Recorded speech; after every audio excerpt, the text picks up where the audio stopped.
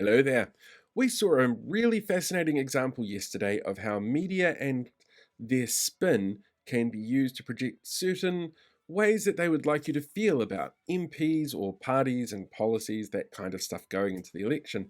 And it came down to the use of the Privileges Committee. Now, the Privileges Committee is an element of Parliament that we've heard a little bit about this election for a couple of reasons.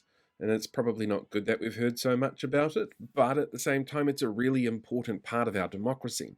Essentially, what happens is when you become an MP, you get a whole bunch of extra privileges for that role. And it's little things like not being able to serve on a jury duty or be a witness in a trial, all the way through to access to information that other people don't necessarily have and how you use that information.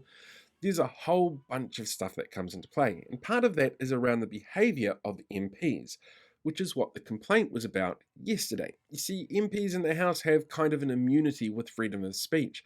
They can't be prosecuted, for example, for things that they say in the House. And the particular claim that came through was that Waikato MP Tim Molen stood over Northcote MP Shannon Halbert in a Transport Committee meeting or outside the meeting or something like that, and other MPs had to step in and basically stop what seemed like a very angry MP taking it out on somebody else.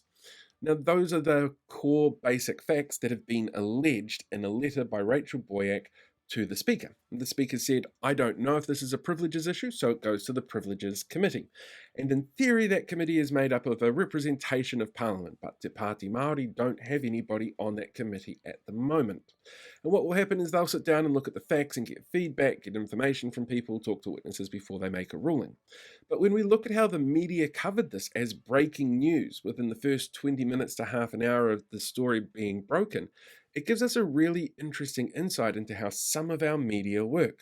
So, for example, NewsHub didn't cover it at all. At all. They had a nice little story there about how much Labour has had a raise in workplace complaints from people being exploited through immigration, which is different, I guess. Stuff and TVNZ were really basic in the information that they put out there. It was a really stock standard. This is who's involved. These are the events. More to come. The Herald, though, had a really fascinating way of putting a spin on this. They didn't mention what the alleged incident was at all, but they did break out the story of Tim breaking his back. You see, last year sometime, Tim had a bit of an accident when he was chopping trees on his property. One bounce knocked him off a ladder and he broke his neck. He's very lucky to still be able to walk. And yes, that is a harrowing story, and it could have been far, far worse an outcome for him, but it has literally no impact at all on what's going on with this Privileges Committee story. But the Herald still felt that they should put that in there and not tell you what was actually happening with the Privileges Committee.